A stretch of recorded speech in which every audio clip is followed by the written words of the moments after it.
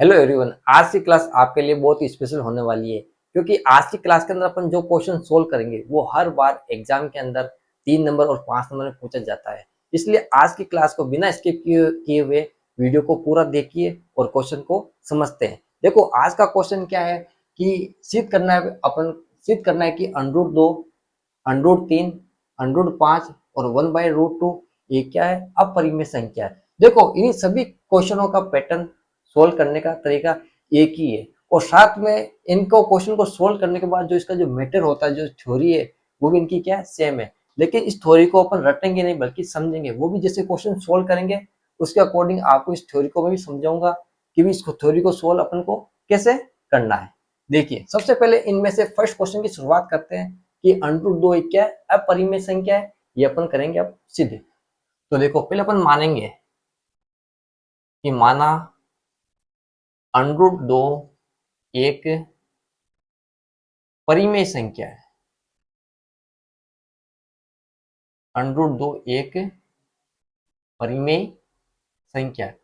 अब बताइए परिमेय संख्या क्या होती है? जिसको P बटा Q के रूप में, A अपॉन में B के रूप में या भिन्न के रूप में लिखा जाता है। तो मैंने क्या किया, √2 को A अपॉन B के रूप में लिखा मैंने, जहां पर क्या है B क्या है? नॉट इक्वल में 0। और देखिए कि A और B एक सह अभाज्य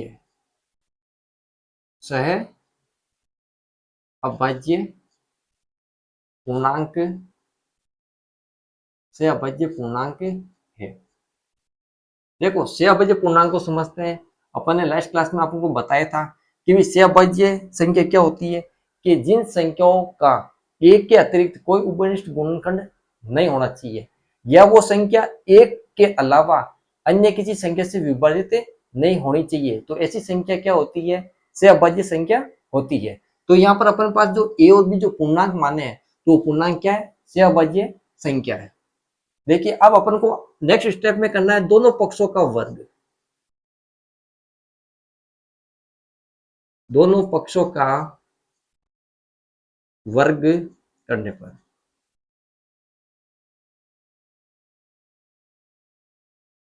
दोनों पक्षों का वर्ग करने पर देखिए करते दोनों पक्षों का वर्ग के √2 का स्क्वायर बराबर A अपॉन B का स्क्वायर।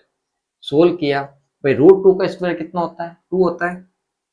और इधर स्क्वायर सोल्व करेंगे तो क्या होगा? A का स्क्वायर अपॉन में B का स्क्वायर। अब क्रॉस मल्टीप्लाई करते हैं तो देखो क्या होगा, 2B स्क्वायर बराबर क्या आएगा? A square. तो इसका मतलब क्या हो गया कि दो A स्क्वायर को विभाजित करेगा, तो यदि दो A स्क्वायर को विभाजित करेगा तो दो क्या करेगा? A को भी विभाजित करेगा। कि 2A स्क्वायर को विभाजित करता है तो दो एक को भी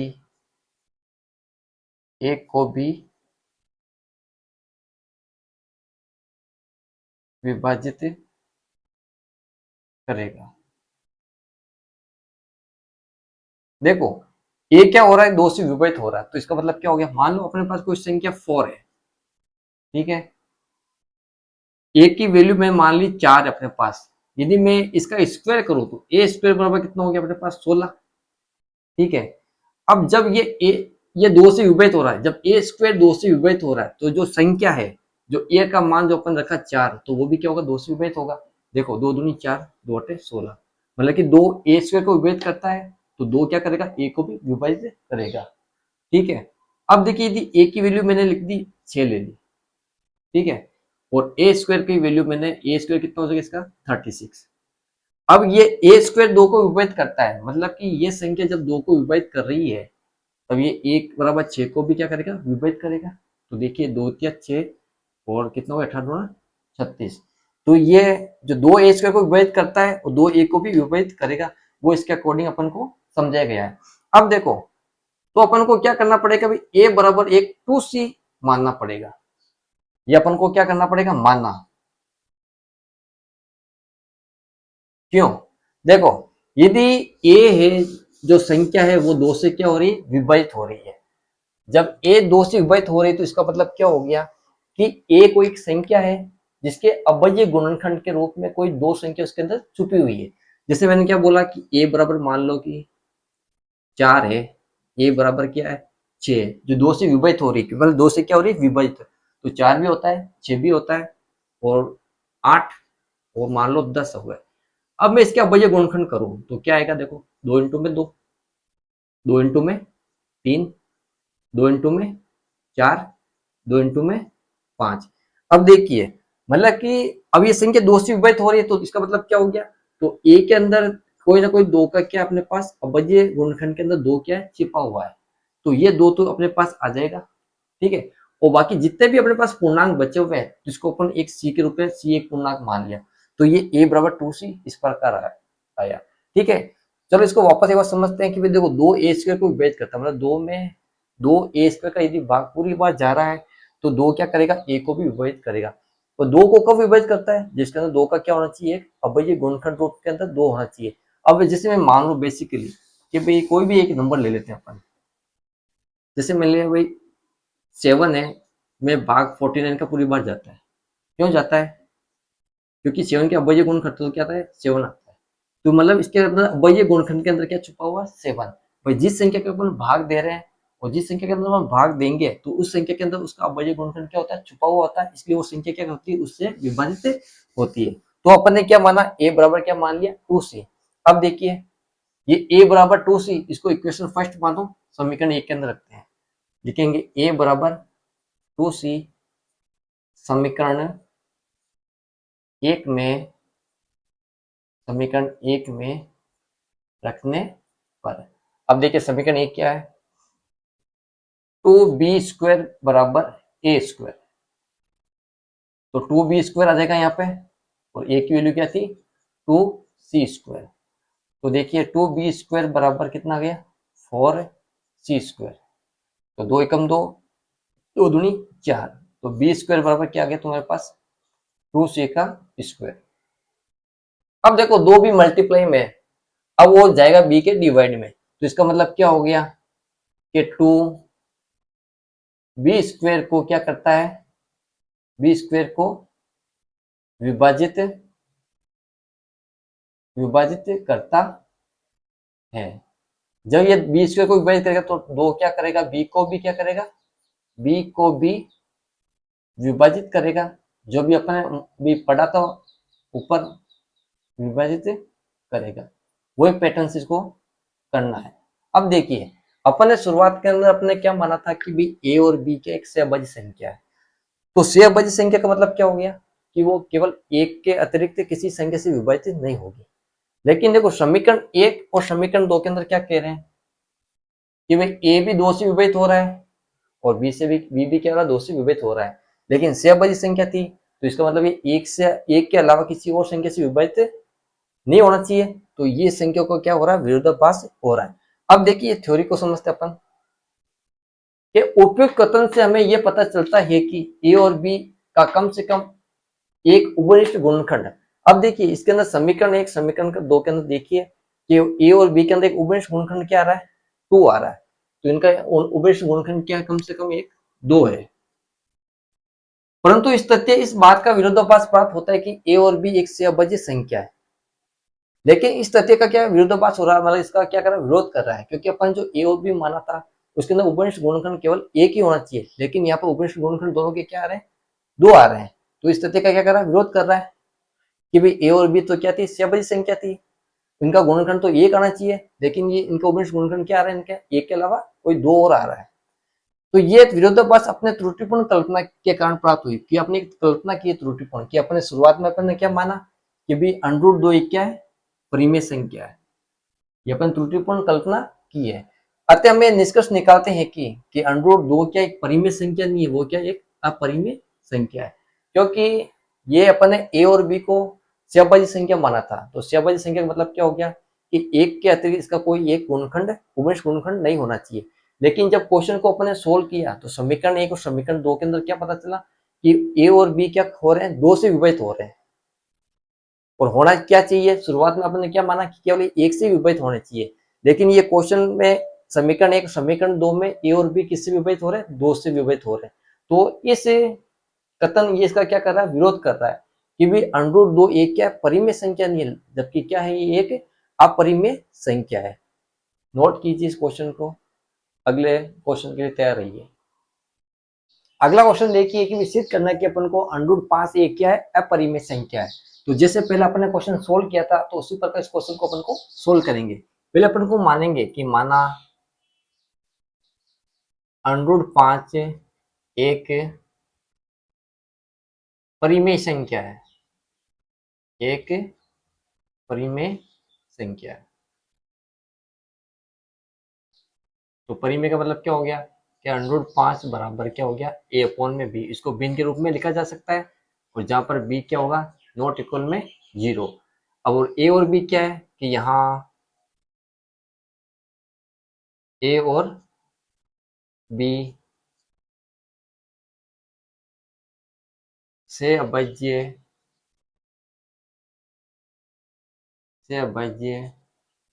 पूर्णांक संख्या है, या से अभाज्य पूर्णांक है।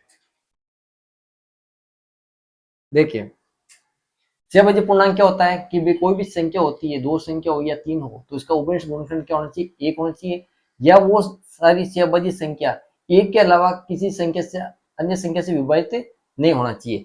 तो देखिए अब आगे सोल्व करते हैं, तो दोनों पक्षों को अपन को क्या करना पड़ेगा, वर्ग करना पड़ेगा, कि दोनों पक्षों का वर्ग करने पर, दोनों पक्षों का वर्ग करने पर, तो दोनों पक्षों का वर्ग करते हैं, √5 का स्क्वायर बराबर ए अपॉन में बी का स्क्वायर। तो कितना हो गया, 5 बराबर ए स्क्वायर अपॉन में बी स्क्वायर।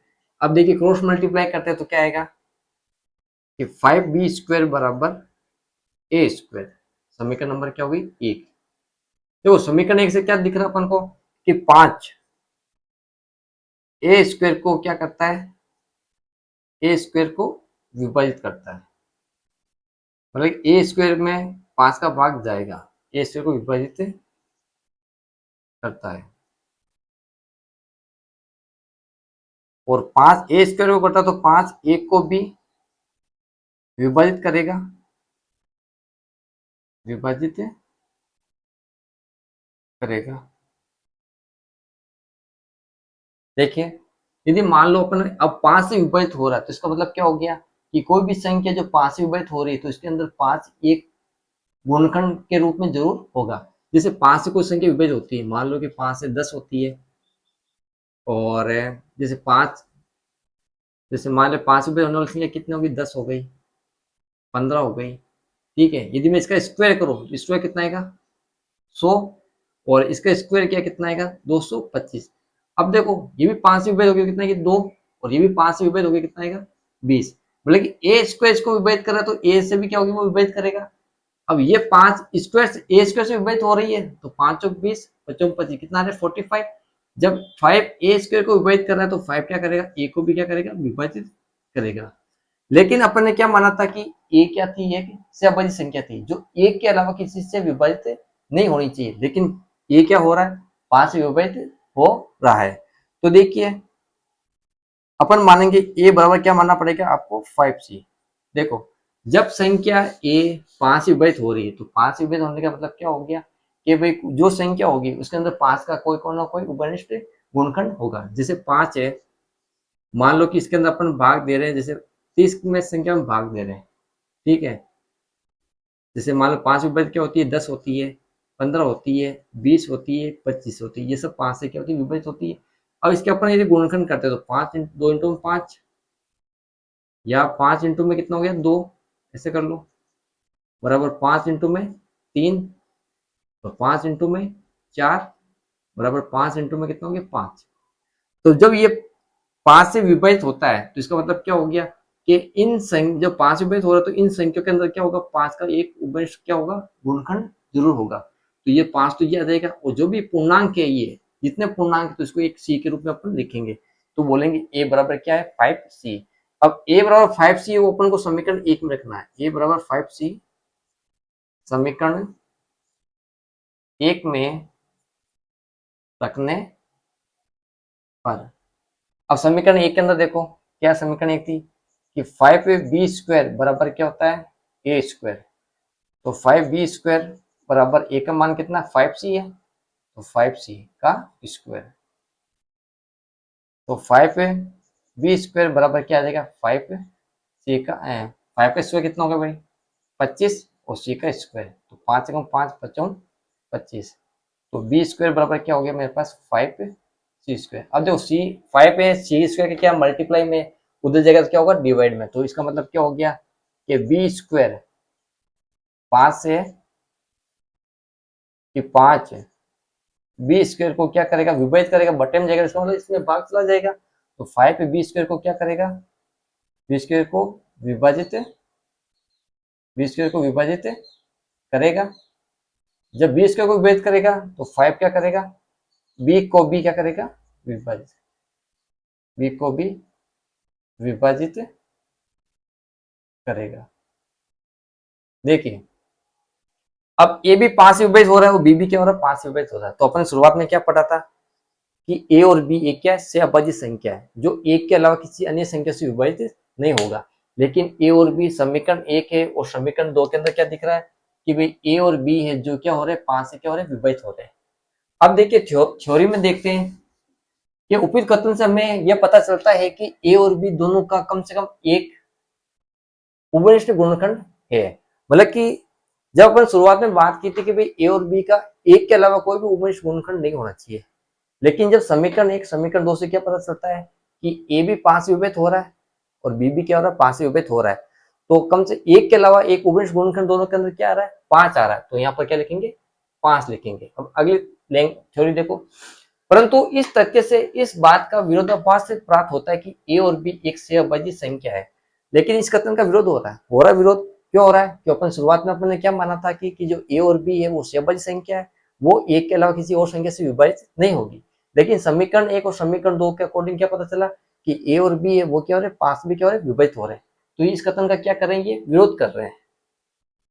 ठीक है, तो ये विरोधाभास अपनी त्रुटिपूर्ण कल्पना के कारण प्राप्त हुआ है। अपन एक कल्पना की त्रुटिपूर्ण क्या माना था शुरुआत में कि 105 एक क्या है परिमेय संख्या, तो ये अपने एक त्रुटिपूर्ण कल्पना की थी कि 105 क्या एक परिमेय संख्या है। तो अतः में ये निष्कर्ष निकालते हैं कि, तो अपने लास्ट में अपने पास निष्कर्ष क्या निकला कि ए और बी एक के अलावा क्या हो रहे हैं 5 से भी क्या हो रहे हैं तो आपके पास विभाजित हो रहे हैं।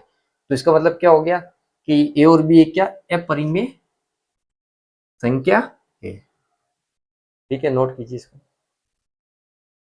नेक्स्ट क्वेश्चन करते हैं कि 1/√2 एक क्या है एक अपरिमेय संख्या है। तो इसको सिद्ध करते हैं। तो पहले पहले अपन मानेंगे कि माना 1/√2 एक क्या है परिमेय संख्या। अब ये परिमेय संख्या तो इसको मैं a बटा b के रूप में लिख सकता हूँ कि 1/√2 बराबर a अपॉन में p, जहाँ b क्या होगा नॉट इक्वल में 0। अब देखिए कि जहाँ a और b एक से अभाज्य पूर्णांक संख्या है, जैसे अभाज्य क्या है पूर्णांक है। तो से अभाज्य का मतलब क्या हो गया कि ए और बी है जो एक के अलावा कोई भी संख्या से विभाजित नहीं होगा या एक के अलावा कोई उपनिष्ठ गुणनखंड इनके अंदर नहीं होना चाहिए। अब अपन करते हैं दोनों पक्षों का वर्ग, दोनों पक्षों का वर्ग करने पर, ठीक है, तो 1/√2 का होल स्क्वायर बराबर ए अपॉन में बी का होल स्क्वायर। सोल्व करो क्या आएगा 1/2 बराबर ए स्क्वायर अपॉन में बी स्क्वायर। क्रॉस मल्टीप्लाई करते हैं तो क्या आएगा बी स्क्वायर बराबर क्या होगा 2a²। अब देखो 2 मल्टीप्लाई में जगह क्या आएगा डिवाइड में होगा, तो क्या लिखेंगे कि 2b² को विभाजित वे स्क्वायर को विभाजित करेगा। जब दो बी स्क्वायर को विभाजित करेगा तो दो क्या करेगा, बी को भी विभाजित करेगा। और ये जो विभाजित करने का जो पैटर्न था वो अपन ने नेक्स्ट अगले दो क्वेश्चन के अंदर अपन ने पढ़ अच्छे से बता दिया, तो आप वो देख सकते हैं। बी को भी क्या करेगा, विभाजित करेगा। ठीक है, तो अपन क्या करेंगे कि बी बराबर अपन को क्या मानना पड़ेगा, 2c। देखिए दो बी इसको विभाजित कर रहा है और दो क्या कर रहा है, बी को विभाजित कर रहा है। इसका मतलब क्या हो गया कि बी एक ऐसी संख्या है जो दो से विभाजित हो रही है, तो दो से कब विभाजित होगी, जब उस संख्या के अंदर दो का कोई ना कोई गुणनखंड होगा। तो दो तो सामने आ गया, अब जो भी उसके साथ पूर्णांक होगा, जैसे 6 है वो दो से विभाजित हो रही है। ठीक है, तो क्या 6 का गुणनखंड क्या हुआ, 2 इंटू में 3, तो दो तो वो आ गया और पीछे 3 जो आ रहा है वो क्या हो गया, पूर्णांक आ गया। तो इसको मैंने एक पूर्णांक क्या मान लिया, सी मान लिया। इसको मैंने समीकरण 1 दे दिया और b बराबर 2c है, ये अपन ने क्या किया, माना। b बराबर 2c समीकरण 1 में रखने रखने पर, अब देखिए समीकरण एक क्या थी अपने पास, बी स्क्वायर बराबर क्या था, 2a स्क्वायर। तो b का मान कितना है, 2c स्क्वायर बराबर क्या हो गया, 2a स्क्वायर। 4c स्क्वायर बराबर 2a स्क्वायर। तो दो एकम दो, दो दूनी चार, तो क्या है 2c स्क्वायर बराबर क्या हो गया, a स्क्वायर। अब ये 2 है, सी के स्क्वायर के क्या है, मल्टीप्लाई में है, उधर जाएगा किस में आएगा, डिवाइड में। तो अपन क्या बोलेंगे कि 2a स्क्वायर को 2a स्क्वायर को विभाजित करेगा, 2a स्क्वायर को क्या करेगा, विभाजित करेगा। जब दो ए स्क्वायर को विभाजित करेगा तो दो क्या करेगा, ए को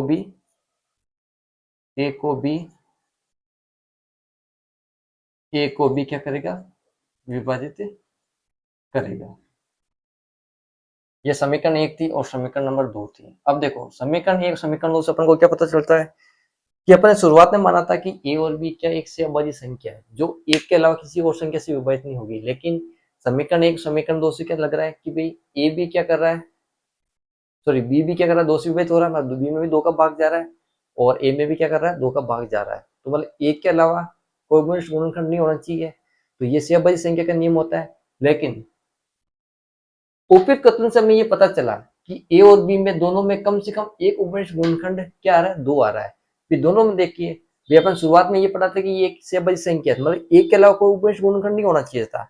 लेकिन अब क्या दो से विभाजित हो रही है, तो इसका मतलब क्या हो गया, ये दो से विभाजित हो रही है तो इसके अंदर जो संख्या से विभाजित हो रही है तो इसके अंदर दो का क्या एक गुणनखंड है। जैसे मान लो कि संख्या जैसे दो है, मान लो कि 14 से इसकी विभाजित पूरी होती है तो इसके मैं टुकड़े करता हूँ तो दो इंटू में क्या होगा 7 बटे में क्या हो गया 2। तो इसका मतलब क्या हो गया, इसके अंदर क्या है, दो एक कोई ना कोई गुणनखंड जरूर है। तो ए और बी में कम से कम एक उभयनिष्ठ गुणनखंड क्या आ रहा है, दो आ रहा है। तो ए और बी में क्या है, कम से कम एक उभयनिष्ठ गुणनखंड क्या है, दो होगा। परंतु इस तथ्य का इस बात का विरोधाभास प्राप्त होता है कि ए और बी एक से अभाज्य संख्या है। भाई इस कथन का विरोधाभास तो होगा ही, क्यों होगा, क्योंकि अपन ने शुरुआत में ये माना था कि भी ए और बी एक से अभाज्य संख्या है, में एक के अलावा कोई उपनिष्ठ गुणनखंड नहीं होना चाहिए। लेकिन समीकरण एक समीकरण दो से क्या पता चला कि ए और बी में एक के अलावा एक उपनिष्ठ गुणनखंड क्या है, दो है, जो इस कथन का क्या कर रहा है, वो विरोध कर रहा है।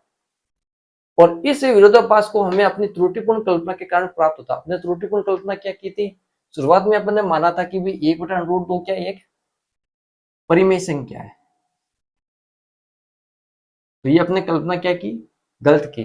तो निष्कर्ष निकलता है कि 1/√2 एक क्या है, एक ही पैटर्न के जो सारे क्वेश्चन थे वो मैंने आपको सोल्व करवा दिए हैं। जो अपने पाठ्य पुस्तक के अंदर जो क्वेश्चन दे रखे थे मैंने सोल्व करवा दिए। अब देखो एक √3 वाला जो क्वेश्चन बचा हुआ है वो आपको होमवर्क में दे रहा हूँ। ये भी क्वेश्चन सारे सेम पैटर्न से होगा और सेम जो थ्योरी है ये आपको नोट करनी है और हर क्वेश्चन के बाद में आपको ये थ्योरी नोट करनी पड़ेगी। अगली जो नेक्स्ट जो क्लास आएगी तो उसके अंदर क्या होगी कि कुछ परिमेय संख्या होगी जो अपरिमेय के साथ प्लस में हो सकती है, माइनस में हो सकती है और मल्टीप्लाई में हो सकती है। तो इन संख्याओं को भी अपन को सिद्ध करना पड़ेगा कि ये संख्या क्या होती है, अपरिमेय संख्या होती है। तो उन सभी क्वेश्चनों का भी पैटर्न क्या है, सब एक जैसा है, जो अपन करेंगे कल की क्लास के अंदर। तो अपने चैनल से जुड़े रहिए और चैनल को सब्सक्राइब कीजिए और बेल आइकन को ऑन कीजिए।